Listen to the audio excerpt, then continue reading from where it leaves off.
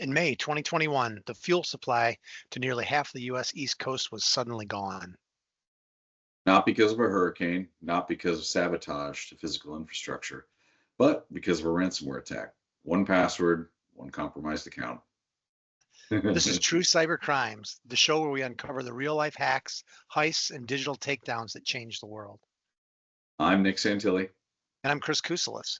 Today we're telling the tale of the Colonial Pipeline ransomware attack, the cyber event that triggered gas shortages, exposed national infrastructure vulnerabilities, and reshaped how the U.S. government responds to ransomware. Let's start out with a little bit of context, right? Colonial Pipeline is not just a company, it's effectively the artery of America's energy economy. It moves around 100 million gallons of fuel every day, gasoline, diesel, jet fuel, from Texas and Louisiana refineries all the way up to New York. We're talking about nearly half of the fuel on the East Coast of the United States. Airports, gas stations, delivery fleets, all relying on what Colonial Pipeline provides. So think of them as kind of, FedEx for fuel. If FedEx shuts down, our packages and things from Amazon stop coming. That's no good. So if Colonial shuts down, even worse, so does your, commute and all transportation. And when Colonial shut down their pipeline in May of 2021, panic buying erupted, not for toilet paper, but for fuel. Fuel prices spiked. Airlines scrambled to reroute supplies. It had a ripple effect through the entire regional economics. And all of this started with a single compromised VPN account. The attacker, a group called DarkSide, a Russian-speaking ransomware as a service gang, they provided the software and affiliates executed the attack. It was like a tag team. Yeah, and we're hearing more about this affiliate model. It's kind of like Uber for ransomware. You don't need to know how to code. You don't need to have your own vehicle to get you someplace. You rent the tool, you pick your target, and then you split the profit with the service that's providing it to you. It's really like any other business model. If you pick that lane that you're really good at driving down, and when you start to veer towards the shoulder, you hand it off to the guy that's really good at driving in the ditch. And DarkSide gained access through a legacy VPN account that didn't have multi-factor authentication on it. It was no phishing, no malware drop, just user and password. And if you think about this, this is why multi-factor isn't an option anymore. Without multi-factor authentication, any leaked usernames and password combinations, it's essentially a master key to your whole organization. And the dark web's got all of this. When something gets hacked, people get in and get all the passwords and usernames. It's there, and they can get to it. It's the equivalent of losing a physical key to your office, except this one, it opens every door at any time from anywhere in the world. Multi-factor adds a critical second lock, something hackers can't easily replicate, helping break the chain of compromise before it starts. Do we want to talk a little bit about who DarkSide is, Nick? Yeah, they're one of these ransomware as a service groups. They're marketplaces. We talked about the affiliate model. These as a service groups, they're in the case of DarkSide, rather, they're believed to be based out of Eastern Europe. We'll make assumption that it's probably Russia. They lease their ransomware tools to affiliates. Then they just take a cut. Like we said, a very, very typical business model, taking a cut from each successful ransom payment that their clients are able to collect. So, kind of franchising the cybercrime model. Their malware then avoids systems using Russian or allied nation languages, which many believe is a sign they operate with implicit protection from those governments. So, are they state sponsored? There's an assumption that yes, they are. Most likely, yeah. And it's we talked about it. It's a business model, and in under a year, they earned over $90 million in ransom from dozens of victims. Victims, $90 million from just dozens of victims worldwide. It's crazy. The affiliates typically demand anywhere from 200K to 2 million per attack, but big targets saw some really high asks, and their success demonstrated how profitable and scalable ransomware has become. and really kind of what happened after Colonial.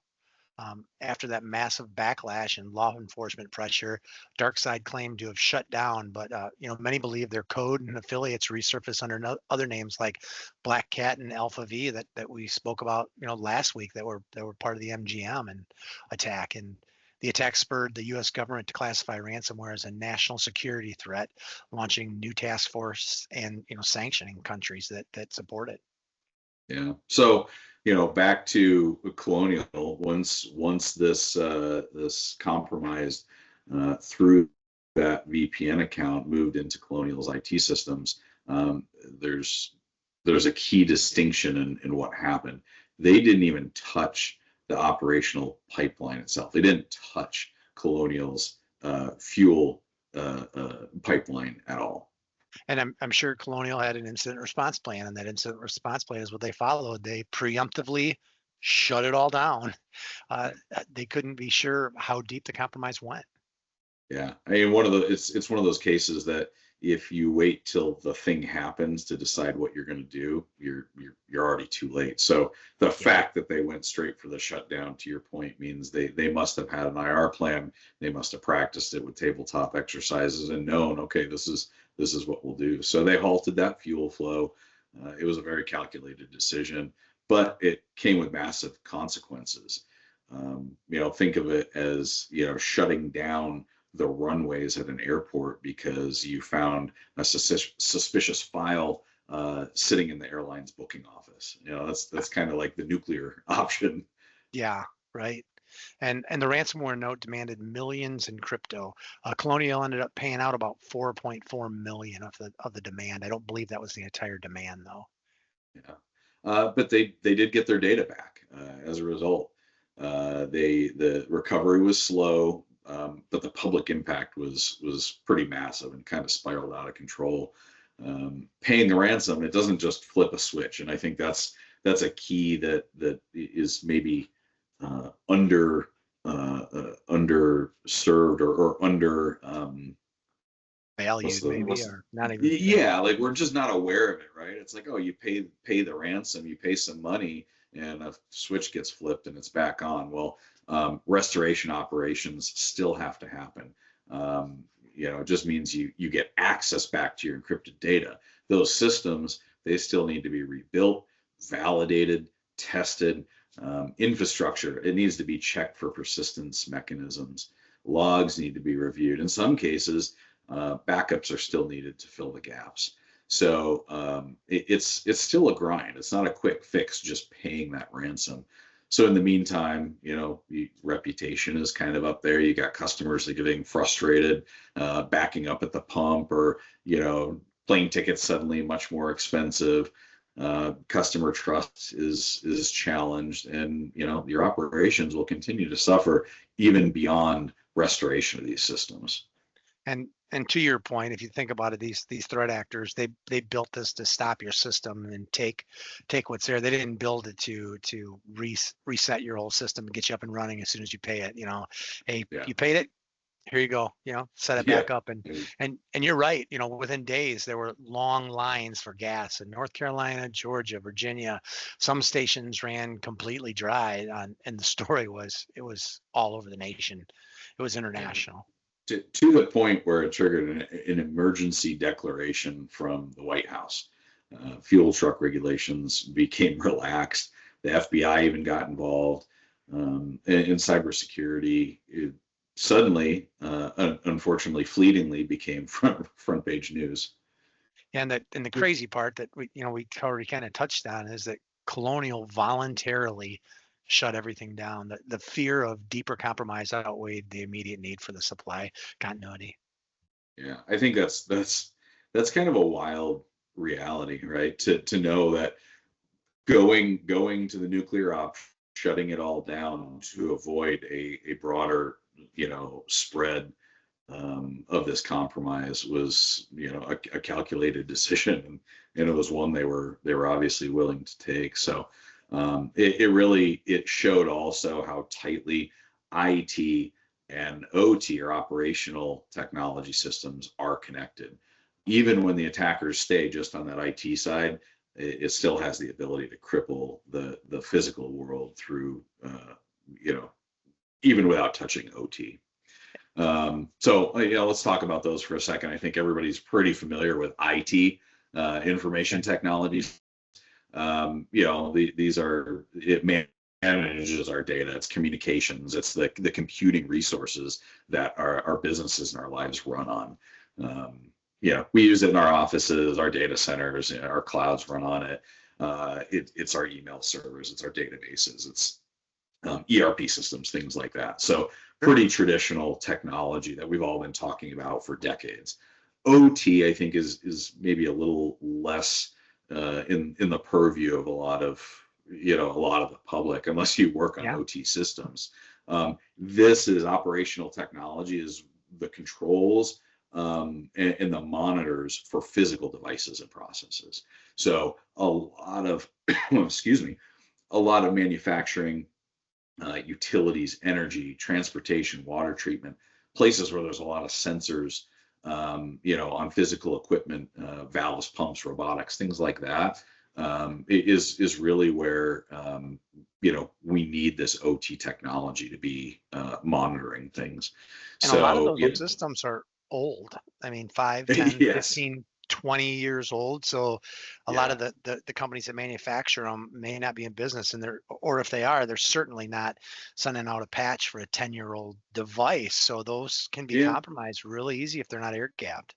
You're absolutely right. And I think too, you've got old infrastructure that they've in some cases retrofitted with newer IoT devices, right? Little sensors that they can connect to Wi-Fi, and which are likewise some of the most attacked and compromised things out there. So whether it's languishing OT technology or just haphazardly deployed IoT devices to retrofit, they're on all of these operational systems, programmable logic controllers, distributed control systems, SCADA systems, stuff like that. So, and it's a very, very, very important infrastructure, critical infrastructure. So let's talk about some lessons learned here. What went wrong? It was, lack of MFA. Poor network segmentation, no effective backup strategy that gave them confidence to avoid paying the ransom. And it was, a legacy VPN or a legacy account in their VPN. It was probably something that was forgotten by admins. Could have been shadow IT, right? We sometimes hear references to accounts that are set up without IT's approval or awareness, but just as often it could be something that's just an old account that didn't get offboarded properly and is just kind of out of sight, out of mind.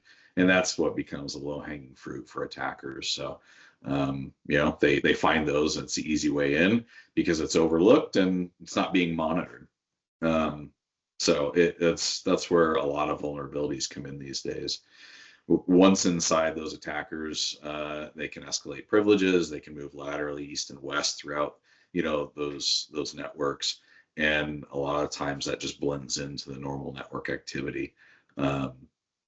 So, I think a key takeaway or teaching moment here is, always audit rather your points of access into your systems.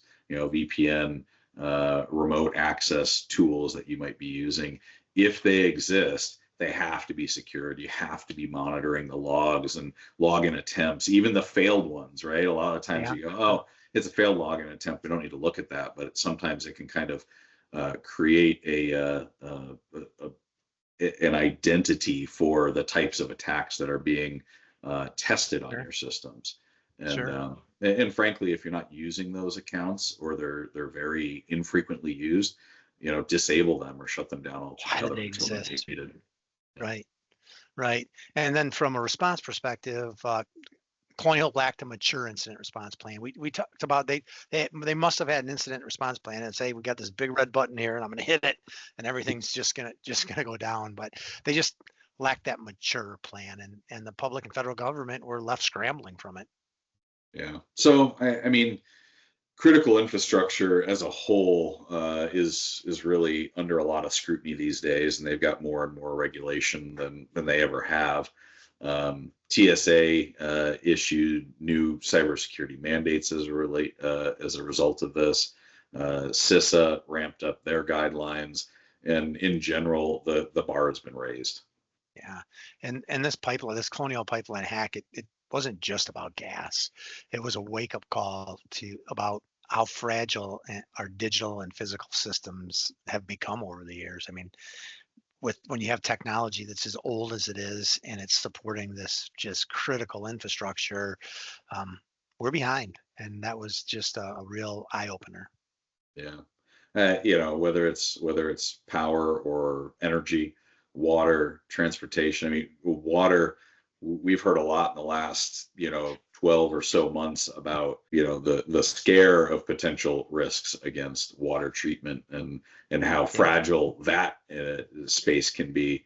So I'm sure we'll talk about that on an upcoming yeah, podcast. But regardless, every one of these has a digital footprint. And each of those footprints can be tracked, it can be targeted, and there are absolutely ways to exploit them. for sure, for sure. And the cyber criminals, they're thinking big now. They're going after impact, not just money, but attention. And kind of on a side note, DarkSide actually apologized for the chaos that they created. They claimed they just wanted money, not political trouble. It's like if somebody broke into your house and stole all your valuables and then left you a note and said, "Hey, I knocked over that vase in the bathroom. Sorry about that." But yeah, they actually apologized. So Yeah, I think those situations are kind of funny. It's like, they've got all this know-how and capability to go in and take down, a business or a system.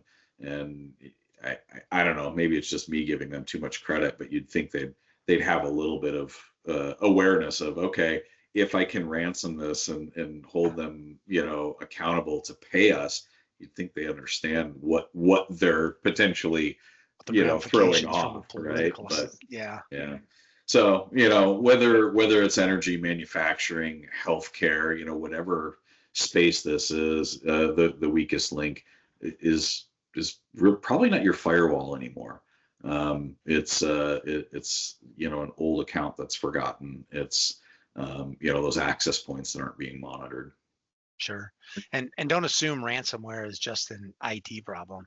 It's a business continuity crisis, an increasingly national security issue. We said in our last episode, and it bears repeating, responsibility for preparing and responding to cyber incidents doesn't sit solely with IT. You can't just throw it all at IT and say, "Hey man, you guys fix this. I'm not sure what happened." It's a leadership issue. Executives, board members, operations, HR, everybody has a role in ensuring continuity, communication, and resilience when, not if, a breach occurs.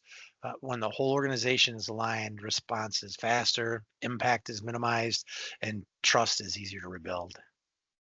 So, what are takeaways from the Colonial incident? Uh, First and foremost, I mean, everybody should be tired of hearing this by now, but MFA everywhere, all the time. It shouldn't be selective. It shouldn't just be on certain accounts. It shouldn't be, CEOs going, "Well, I don't want to be bothered with that extra step, so don't put it on my account." Everywhere, all the time.